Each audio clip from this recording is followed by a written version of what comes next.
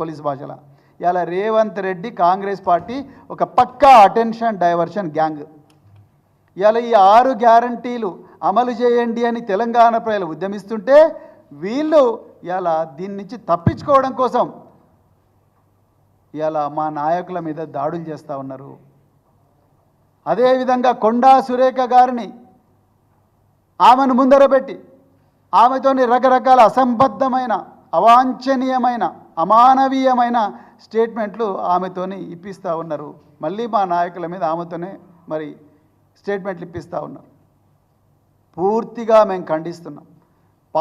మా పార్టీ చట్టబద్ధంగా నడుచుకునే పార్టీ. నిజానికి బీఆర్ఎస్ పార్టీ చట్టాన్ని తమ చేతిలోకి తీసుకోవాలనుకుంటే 2 నిమిషాల పని కాదు. కానీ మా అగ్రనాయకులు మా వ్యవస్థాపకులు కేసీఆర్ గారు ఎట్టి పరిస్థితుల్లో కూడా చట్టాన్ని మనం చేతిలోకి తీసుకోకూడదు, చట్ట ప్రకారమే నడుచుకోవాలని చెప్పిండ్రు. కాబట్టి ఇవాళ సంయమనం పాటిస్తున్నాం.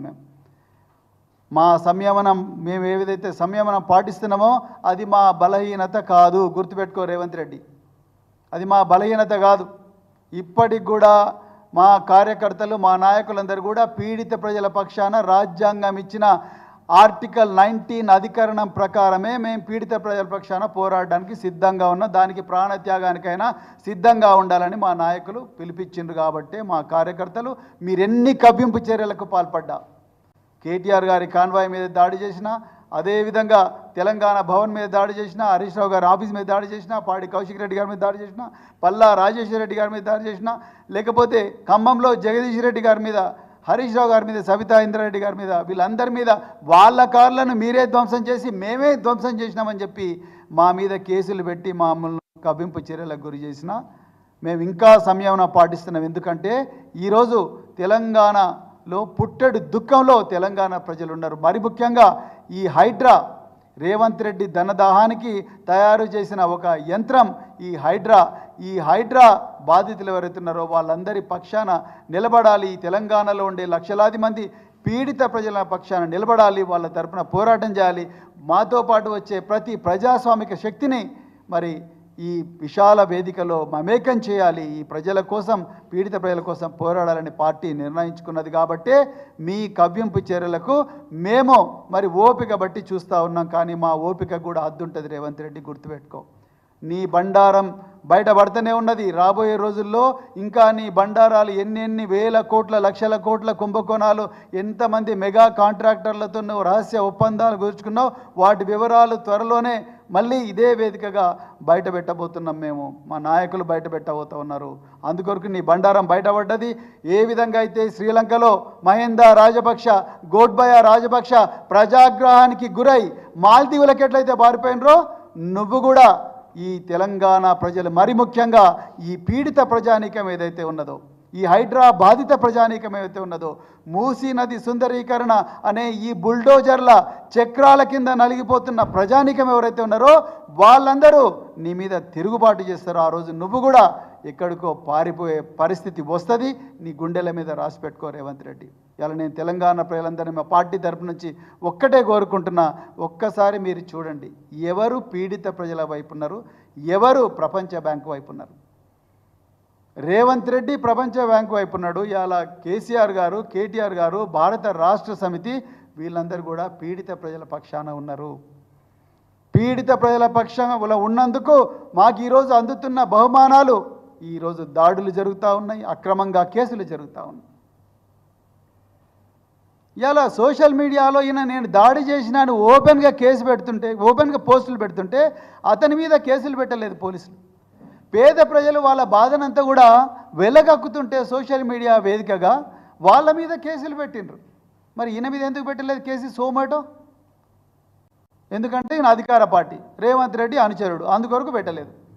ఇదే పక్షపాతం ఈరోజు జరుగుతూ ఉన్నది. నిరంకుశ పాలన, దౌర్జన్యకరమైన పాలన, అదేవిధంగా అరాచక పాలన, గూండాల పాలన, రౌడీల పాలన తెలంగాణలో జరుగుతూ ఉన్నది.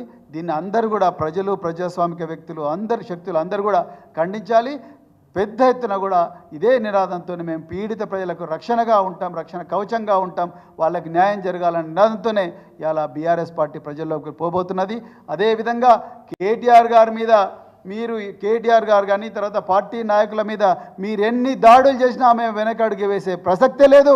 మేము ముందరనే చెప్పినాం, ఈ పేద ప్రజల కోసం ప్రాణ త్యాగానికి కూడా సిద్ధమవుతాం. త్యాగాల పునాదుల మీదనే నిర్మించబడ్డది భారత రాష్ట్ర సమితి. ఆ విధంగానే వచ్చింది తెలంగాణ. ఎట్టి పరిస్థితుల్లో కూడా నీలాంటి ప్రపంచ బ్యాంకు ఏజెంట్ల ఈ కవ్వింపు చర్యలకు కానీ వెన్నుపోట్లకు కానీ లేకపోతే ఈ దుష్ట చర్యలకు కానీ భయపడే సవాల్ లేదని చెప్తూ మరొక్కసారి తెలంగాణ ప్రజలందరూ కూడా వీటిని గుర్తించాలని చెప్పి కోరుకుంటూ ముగిస్తున్నా. జై తెలంగాణ.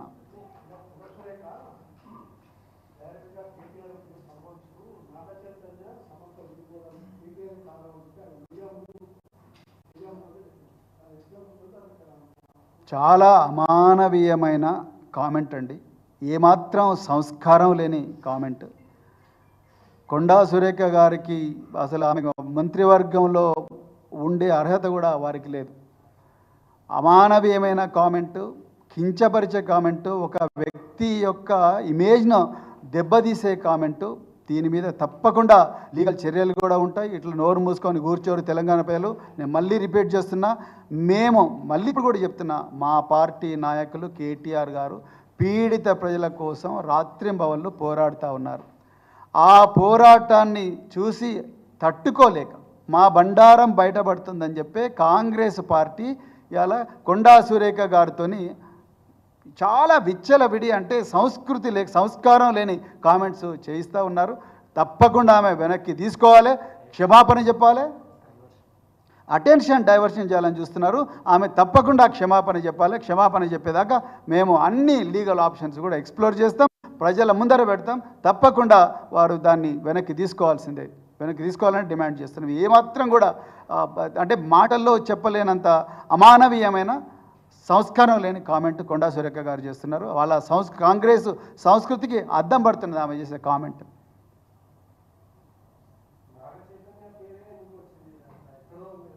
అది మీరు కొండా సురేఖ గారినే అడగాలి. ఆమె ఎక్కడి నుంచి వస్తున్నాయి, ఆమె ఇన్ఫర్మేషను, ఆమె సోర్స్ ఏంది, ఆమెనే అడగాలి.